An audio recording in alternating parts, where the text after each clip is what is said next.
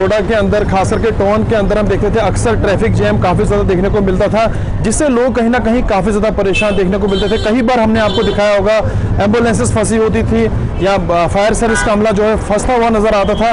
काफ़ी परेशानियों का सामना लोगों को करना पड़ता। सोशल एक्टिविस्ट सामने आए थे, मीडिया के लोग सामने आए थे, जिसने पूरी ये कोशिश की थी कि जल्द से जल्द यहाँ पे ट्रैफिक जाम खत्म हो।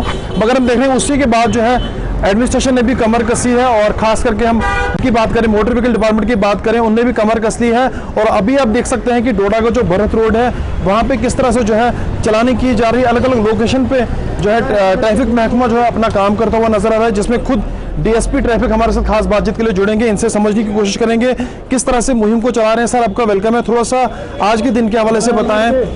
यही हम रूटीन में ही करते हैं। ये ट्रैफिक डिपार्टमेंट की तरफ से हम नाका लगाते हैं।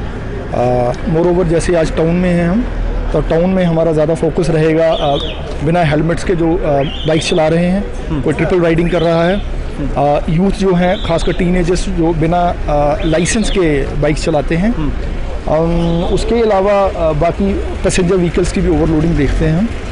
तो यही कर रहे हैं हम यहाँ। सुबह से लगभग कितने चलान आपने अभी तक किए होंगे? सुबह से हमने लगभग मतलब इंडिविजुअल मैंने अगर बोलिए तो कम 25 के आसपास किए होंगे। और मोर ओवर हमारी टीम्स लगी हुई हैं, हमारे सेक्टर अफसर्स हैं, DTI हैं, अलग अलग लोकेशंस पे होते हैं, तो हर जगह पे। सर, हमने देखा कि काफ़ी टाइम से जब से आपने यहाँ पे संभाला हुआ है तो काफ़ी हमने देखा कि यहाँ पे अलग अलग लोकेशंस पे आप जो है इस तरह के नाके लगा रहे हैं। मगर लोगों का ये भी कहना है कि कोई भी side parking, road side parking यहाँ पे नज़र नहीं आती है। चलान ज़रूर किया जाता है, आपका महकमा ज़रूर काम करता है, मगर रोड साइड पार्किंग ज़रूर यहाँ पे होनी चाहिए थी। क्या इस तरह की कोई आप एडमिनिस्ट्रेशन से बातचीत करेंगे? बिल्कुल बिल्कुल, हम करते भी हैं, हम उनसे रिक्वेस्ट भी किया है। तो वो पाइपलाइन में भी है, यहाँ एक मल्टी लेयर पार्किंग भी प्रपोज्ड है, जिसका काम शायद जल्द ही शुरू हो जाएगा। जिस तरह से अक्सर हम इस रास्ते पे देखते थे ट्रैफिक जाम काफ़ी ज़्यादा देखने को मिलता था, तो क्या बताना चाहेंगे जिस तरह से आप ई चलानिंग भी कर रहे हैं, खास करके हम स्टिकर चलान देख रहे हैं कि जो भी रॉन्ग पार्किंग में गाड़ी होती है उसका स्टिकर चलान देखने को मिलता है, क्या लगता है उससे फ़र्क काफ़ी ज़्यादा देखने को मिला? जी जी, उससे बहुत ज़्यादा डिफरेंस हुआ है। अब लोगों को भी ये लगने लगा है कि मतलब वो फॉर ग्रांटेड नहीं लेते हैं ट्रैफिक वायलेशन को। उनको पता है कि अगर हम कहीं गाड़ी लॉक करके भी चले जाएंगे तो पीछे से स्टिकर लग जाएगा और अकाउंटेबिलिटी फिक्स हो जाएगी। मतलब उनको पता है, ये नहीं है कि मतलब वो छूट जाएंगे या मतलब ये है। जो हमारी बटोत किश्तवाड़ नेशनल हाईवे है 244, हमने देखा कि कई सारी जगहों पे आपने जो है चलाने करते हैं, लोगों को अवेयर भी कर रहे हैं। अभी कुछ देर पहले आप लोगों को अवेयर कर रहे थे, उनको समझाने की पूरी कोशिश कर रहे थे। हमने देखा कि क्रैश बैरिकेड्स, क्या हम ये माने कि जब एक्सीडेंट होता है, बहुत सारे लोग ये भी सवाल भी उठाते हैं कि क्रैश बैरिकेड्स नहीं है, पैरापिट्स नहीं है, आपने क्या डायग्नोज किया अभी तक कि किस हवाले से एक्सीडेंट होता है? बहुत सारे जगहों पे ये भी देखने को मिलता है कि ओवरलोडिंग की वजह से गाड़ी एक्सीडेंट होती है। जी जी जी, देखिए इसके मल्टीपल रीजंस होते हैं एक्सीडेंट के। मोर ओवर जो आपने क्रैश बैरियर्स की बात की है, तो अब तो काफ़ी काम चल रहा है उस पर। कुछ पैचेस बचे भी हुए हैं, जो मेरे को लगता है कि एडमिनिस्ट्रेशन उसके ऊपर काम कर भी रही है, सर्वे हो रहा है, वो देख रहे हैं कहाँ कहाँ और लगाए जा सकते हैं, तो उस पर काम चल रहा है। लोगों को आपकी तरफ से क्या अपील होगी? हमारा यही है कि गाड़ियों के डॉक्यूमेंट्स पूरे रखिए, बाइक्स हेलमेट के बिना मत चलाइए, ट्रिपल राइडिंग मत करिए, और सीट बेल्ट ज़रूर पहनिए। ख़ासकर जो टीनेजर बच्चे जो बाइक्स चलाते हैं, उनके पेरेंट्स को चाहिए कि वो उनको अलाउ ना करें, उनको अपने घर में ही रोक दें, क्योंकि उनकी तो नज़र में ही होता है सारा कुछ, है ना। सर, लास्ट मेरा सवाल रहेगा, डोडा का जो ओल्ड बस स्टैंड है वहाँ पे ऑटोज़ लगाए जाते हैं। कल भी उनने एक सवाल वहाँ पे उठाया था कि जो ऑटोज़ लगाए जाते हैं, जो भी शॉप्सकीपर है उनकी दुकानें बंद हो जाती हैं, तो क्या उसके लिए कोई अल्टरनेट जगह ढूंढी जाएगी? उनने अल्टरनेट जगह एक दी भी है, जो हमारा ओल्ड हॉस्पिटल है उसके बिल्कुल सामने गाड़ियाँ कई सारी लगती हैं जो एक एक महीना वहाँ पर खड़ी रहती हैं, क्या उनको वो जगह दी जाएगी? एडमिनिस्ट्रेशन से आप बातचीत करेंगे? ये आपने हमारे नोटिस में लाया है, तो हम will take up the matter with administration. बाकी एडमिनिस्ट्रेशन काम कर ही रही है। मैंने बोला यहाँ जब जो मल्टी लेयर पार्किंग है, एक बार ये हो जाएगा तो काफ़ी सारा मसला हल हो जाएगा। चलिए, बहुत बहुत शुक्रिया हमसे बातचीत करने के लिए। डीएसपी ट्रैफिक हमसे बातचीत कर रहे थे, इसी तरह जो है चलान कर रहे हैं, लोगों को अवेयर भी कर रहे हैं। और आपने देखा होगा अक्सर ये जो रास्ता है, इस रास्ते पे दोनों तरफ से ट्रैफिक जैम लगता था, और ये भी लोगों की तरफ से बताया जाता था कि यहाँ पे रोड साइड पार्किंग कहीं पे भी नहीं है। और उन्होंने बताया कि आपने हमारी नोटिस में लाया ताकि जो भी दिक्कत है उसको जल्द से जल्द हल किया जाए। जो आज आपने यहाँ पे सोपोर के अंदर प्रोटेस्ट किया, किस हवाले से किया और क्या ऑर्डर जो है सामने आया है? ऑर्डर निकाला है गवर्नमेंट ने 60 जो वर्कर्स या हेल्पर्स हैं उनको हम रिटायर करेंगे, हम उनका वेलकम करेंगे। हम ये नहीं मतलब ये बोलेंगे कि क्यों रिटायर हो जाएंगे, मगर कोई बेनिफिट हमें मिलना चाहिए। वर्करों को 8 लाख रुपए रिटायर के वक्त देना और हेल्परों को 4 लाख और बुढ़ापे का सहारा देना। जो सारे हमारे भाई आते हैं, बेटे आते हैं घर में, उनको मतलब मिलता है वहाँ पेंशन, सारा कुछ उनको खिदमत करते हैं घर में। आज ऐसे भी बच्चे निकालते हैं माँ बाप को घर में, हम खाली हाथ जाएंगे आज घर? पर ये कहाँ का इंसाफ है? जो गवर्नमेंट ने HR पॉलिसी निकाली है, इसको हम कंडेम करते हैं। तब तक हम चैन से नहीं बैठेंगे, जब तक अपना मसला हल नहीं ना होगा तब तक हम नहीं बैठने वाले हैं। जो और ये बड़े बड़े दावे करते हैं बेटी बचाओ बेटी पढ़ाओ, यही है इंसाफ बेटियों का। हमारे हेल्परों और वर्करों को 4 बेटियां, 6 बेटियां, मैं भी 6 बेटियों की माँ है, मगर बेटियां फिर खुदकशी करने पर मजबूर होते, जब बेचारे उनको पैसा नहीं मिलता, जब उनको अपने खर्चात नहीं मिलते, फिर वो बेचारे खुदकशी करने पर मजबूर होते या गलत करने पर मजबूर होते। हम ये कैसे बर्दाश्त करेंगे? हम इस ऑर्डर को कंडेम करते हैं, जो गवर्नमेंट ने ऑर्डर निकाला है। इसीलिए हम गवर्नर से गुजारिश करते हैं इस ऑर्डर को वापस लो। इस ऑर्डर को हम तब तक चैन से नहीं बैठेंगे, तब तक नहीं हटेंगे जब तक इस ऑर्डर को वापस नहीं लिए। ऑल इंडिया का प्रोटेस्ट है ये, जम्मू कश्मीर का ही नहीं, ऑल इंडिया। खाली सोपोर का नहीं, यहाँ डिस्ट्रिक्ट कुपवारा भी आया है और बारामूला भी आया है कि सारे मतलब यहाँ आए हैं। तो तब तक जारी रहेगा ये प्रोटेस्ट हमारा, जब तक हमारा मसला हल, जब तक हमें इंसाफ नहीं मिलेगा तब तक हम नहीं बैठने। कश्मीर के ज़िले बारामूला के सोपोर की अगर हम बात करें तो आज सोपोर के अंदर जो है आंगनवाड़ी वर्कर्स की जानिब से जो है एक धरना प्रदर्शन देखने को मिला। अगर जो हम देखें जिसमें आंगनवाड़ी वर्कर्स के साथ साथ जो हेल्पर्स है उनकी जानिब से जो है आज गवर्नमेंट के खिलाफ जो है एक धरना प्रदर्शन देखने को मिला, जिसमें अगर हम देखें ADC ऑफिस के बाहर जो है उन्होंने धरना दिया और जिनकी डिमांड यही थी कि जो ऑर्डर हाल ही में जो LG इंतज़ामिया की जानिब से जो ऑर्डर सामने आया है उसको जो है वापस लिया जाए, क्योंकि हम सैलरी की बात करें इनको जो है काफ़ी कम तनख्वाहें दी जाती है। तो उसके चलते भी जो है ये धरना प्रदर्शन पे आज उतर आए हैं और इनकी डिमांड यही है कि जो हाल ही में HR जो ऑर्डर सामने आया है उसको जो है वापस लिया जाए और साथ ही साथ हमारी जितनी भी डिमांड्स है, लॉन्ग पेंडिंग डिमांड्स हमारी जो भी है उनको जो है पूरा किया जाए। उनका कहना था कि जो हमारे प्रधानमंत्री नरेंद्र मोदी जी का ये भी कहना है कि बेटी बचाओ बेटी पढ़ाओ, और अगर जो हम देखें जो नारा जो दिया जाता है कि बेटी बचाओ बेटी पढ़ाओ, तो क्या यही हमारे साथ इंसाफ किया जाता है कि इसी तरह से जो है बेटियों को बचाया जाएगा? क्योंकि अगर हम देखें हमारी भी फैमिलीज है, हमारे भी छोटे छोटे बच्चे हैं और हम 24 घंटे अगर देखा जाए 24 घंटे हम ऑन ग्राउंड होते हैं। जब भी कोई कॉल आती है तो हम जो है लगातार ग्राउंड जीरो पे काम करते हुए नजर आया। और अगर हम देखें पिछले 2-2.5 साल से लगातार अगर कोविड की बात करें, कोविड में भी जो है हमने 24 घंटे काम किया as a volunteer, as a front line workers जो है हम सामने आए, लेकिन हमारे साथ ही नाइंसाफ़ी क्यों होती हुई नज़र आ रही है, क्यों हमारे साथ ही नाइंसाफ़ी हमेशा देखने को मिल रही है? तो उसके चलते जो ऑर्डर ये सामने आया है तो उसको वापस लेने के लिए जो है आज जो आंगनवाड़ी वर्कर्स है या अगर देखें जो हेल्पर्स है उनकी जानिब से सोपोर ADC ऑफिस के बाहर जो है काफ़ी देर तक जो है ये धरना प्रदर्शन जारी रहा। और उसके बाद अगर हम देखें सिविल एडमिनिस्ट्रेशन की जानिब से अगर हम तहसीलदार की बात करें तो तहसीलदार ने भी जो है इसमें फिर इनके साथ बात की और इनको जो है आश्वासन दिया है कि हम जो हायर अथॉरिटीज़ है उनके साथ भी बात करेंगे। इस ऑर्डर के हवाले से जो भी हम तक होगा तो हम कोशिश करेंगे कि इस ऑर्डर को जो है वापस लिया जाए। तो उस हवाले से जो है आज सोपोर के अंदर जो है आंगनवाड़ी वर्कर्स की जानिब से एक धरना प्रदर्शन जो है वो देखने को मिला। PHE डेली वेजेस जिस तरह से अपनी मांगों को लेकर लगातार प्रदर्शन कर रहे हैं, लेकिन अब इनके ऊपर एक और फरमान जम्मू कश्मीर प्रशासन ने जारी कर दिया है कि आपकी बायोमेट्रिक अटेंडेंस होगी। लेकिन ये तमाम PHE डेली वेजेस जो अटेंडेंस लगाने के लिए तैयार है लेकिन इक्विपमेंट्स नहीं है, जिसको लेकर इनको काफ़ी परेशानी आ रही है।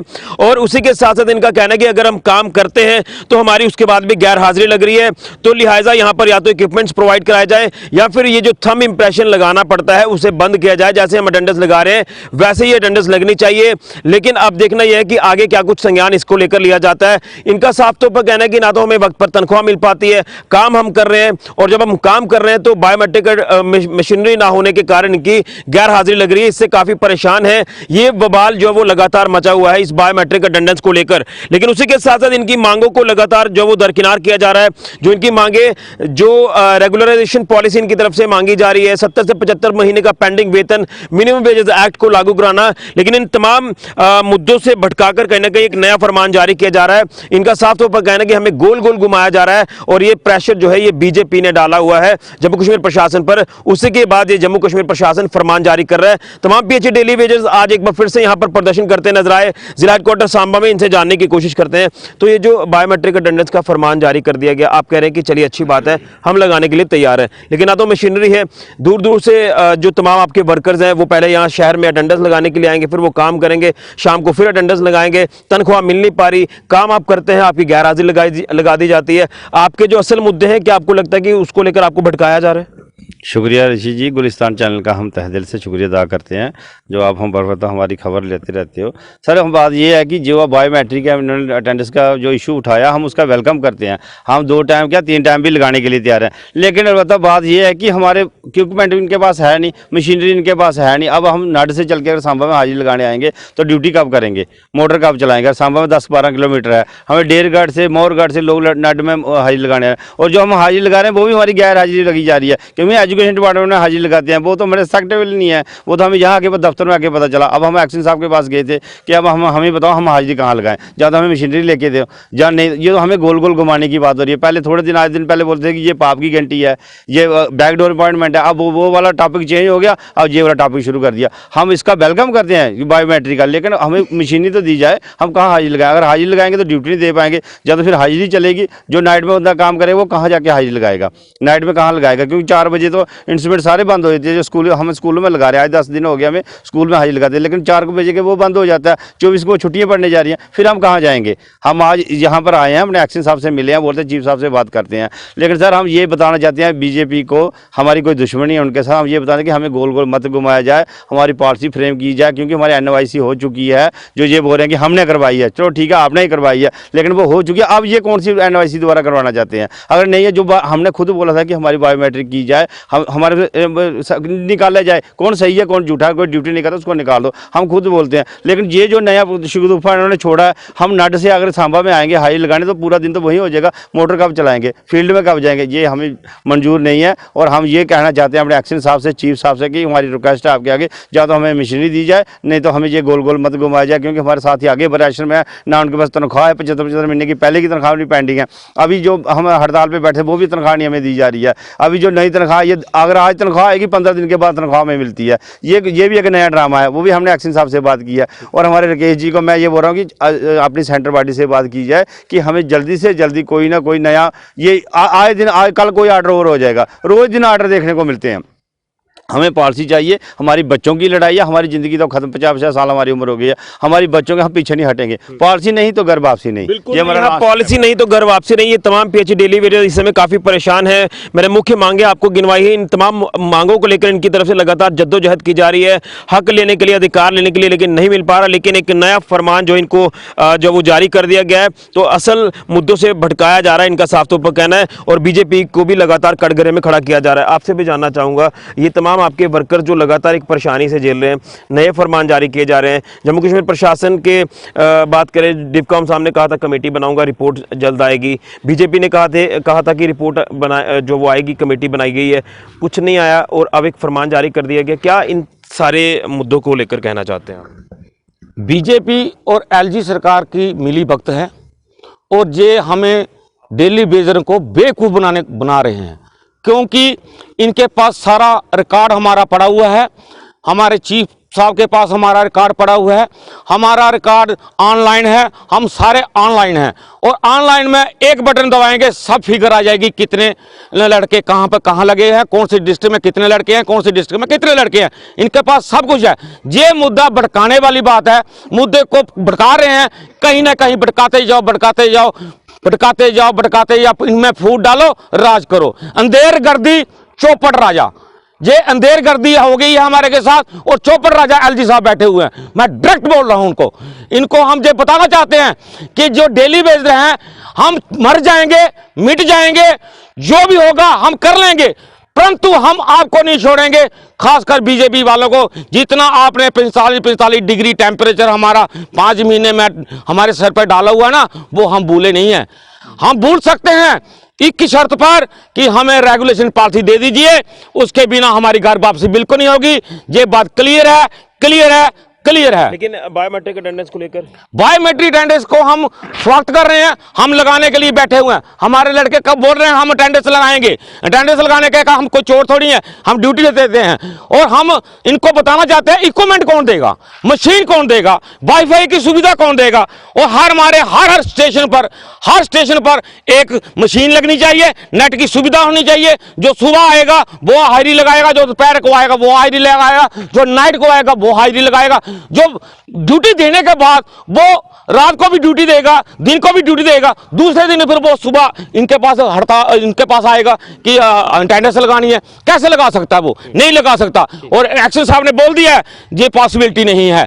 तो जैसे पीडीडी वालों का ऑर्डर निकाला हुआ है कि जो फील्ड में काम कर रहे हैं वो हाजिरी नहीं लगाएंगे, ऐसा ही हमारा ऑर्डर चीफ साहब से गुहार है कि हमारा ऑर्डर निकालिए और हमें कोई राहत दीजिए, नहीं तो आप हमें मशीन दे दीजिए, हम लगाने के लिए तैयार बैठे हुए हैं। इनको मशीन अगर मिल जाती है तो ये अटेंडेंस लगाने के लिए तैयार है, लेकिन इनको अभी तक ना तो कोई बायोमेट्रिक मशीनरी जो वो दी जा रही है, जो इक्विपमेंट इनको मिलना था वो नहीं मिल पा रहा। स्कूल में अटेंडेंस लगा रहे ना, पता नहीं वो जाती है आगे कि नहीं जाती। इसका साफ तौर पर ये विरोध जता रहे हैं कि हम वेलकम कर रहे हैं बायोमेट्रिक अटेंडेंस का, लेकिन कम से कम फैसिलिटी सुविधा तो आपने देनी है। अब हमारी इतनी तनख्वाह तो है नहीं कि हम अपने खर्चे से मशीन लगाएंगे। और ये कहीं ना कहीं एक चिंता का विषय लगातार बनता जा रहा है। डेली वेजेस लगातार अपनी मांगों को लेकर प्रदर्शन कर रहे हैं, लेकिन एक नया फरमान जारी कर दिया गया बायोमेट्रिक मशीन का। लेकिन इनका साफ तौर पर कहना है कि आप जितना मर्जी घुमा ले, हम अपनी पॉलिसी लेकर रहेंगे। इसको लेकर लगातार संघर्ष किया जा रहा है और आगे भी करते रहेंगे। 22 तारीख को जम्मू में घेराव करेंगे डिप्कॉम का और आगे की रणनीति तैयार की जाएगी। लेकिन भाजपा को लगातार कटघरे में खड़ा किया जा रहा है, लेकिन इसको लेकर लगातार राजनीति भी कई अलग अलग पार्टियां करती नजर आ रही हैं। इलेक्शन का बिगुल जब बजेगा उससे पहले तमाम डेली वेजेस को यहां रुझाने की कोशिश की जा रही है, लेकिन इनका भी साफ तौर पर कहना है कि जो पार्टियां अब यहां जागती नजर आ रही हैं वो भी तो पहले सत्ता का सुख भोग चुकी हैं, तो क्यों उनके बारे में नहीं सोचा गया। लेकिन ये सिर्फ और सिर्फ वोट बैंक की पॉलिटिक्स की जा रही है। असल मुद्दों से भटकाकर अब नए फरमान जम्मू कश्मीर प्रशासन ने इन तमाम डेली वेजेस के ऊपर जारी कर दिए हैं। फिलहाल के लिए मैं राहुल के साथ ऋषि खजूरिया, जो